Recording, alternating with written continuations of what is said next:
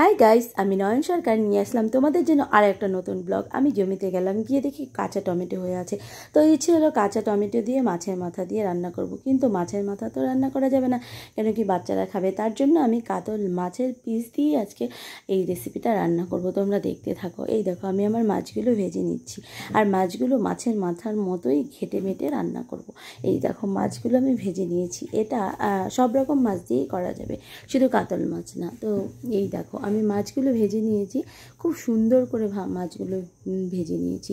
এবার আমি এখানে সর্ষে, পোস্ত, জিরে, কাঁচা লঙ্কা, পেঁয়াজ, একটু হালকা পেঁয়াজ কুচি, 1 কোয়া রসুন দিয়ে আমি ভালো করে পেস্ট করে নিচ্ছি। বেশি রসুন না, 1 কোয়া, তো ওটা না দিলেও হয়। তো এবার তেল দিয়ে দিয়েছি, তেলে আমি একে একে মাছগুলো ছেড়ে দিচ্ছি, দিয়ে আমি আমার যে কেটে রাখা টমেটো কুচিগুলো দিয়ে দিয়েছি। দিয়ে ভালোভাবে নেড়ে চেড়ে, একটু লবণ দিয়ে ভালোভাবে নেড়ে চেড়ে এটাকে সুন্দর করে সেদ্ধ করছি। মানে ভাজা ভাজা হয়ে গেলে খুব সুন্দর একটা দেখবে সেদ্ধ হয়ে গেছে, আর সুন্দর একটা কালার চলে এসেছে, আর গন্ধটাও এত সুন্দর এসছে। তো তারপরে আমি এটাকে নেড়ে চেড়ে খুব সুন্দর করে ভেজে নেড়ে চেড়ে এখন আমি দিয়ে দেবো আমার সে পেস্ট করে রাখা সর্ষে পোস্ত।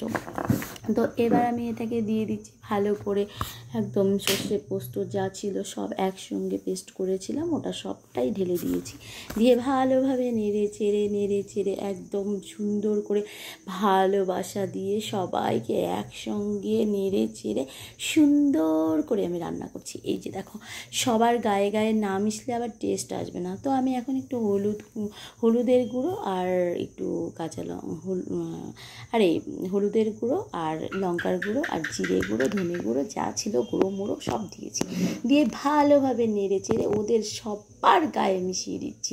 আর সবার গায়ে যদি ভালোভাবে না মিশে তাহলে টেস্ট আসবে না, তার জন্য ভালোভাবে নেড়ে চেড়ে দেখো কত সুন্দর একটা তরকারি করে ফেলেছি। একটু ধনেপাতা আর একটু গরম মশলা ছড়িয়ে দিয়েছি। ওফ, সেই টেস্টে তো গরম গরম ভাতের সঙ্গে এত টেস্ট লাগবে বন্ধুরা। তো আমার এই রান্নার ভিডিওটা তোমাদের কেমন লাগলো? যদি ভালো লাগে তাহলে একটু লাইক, কমেন্ট, শেয়ার, সাবস্ক্রাইব করে দিও।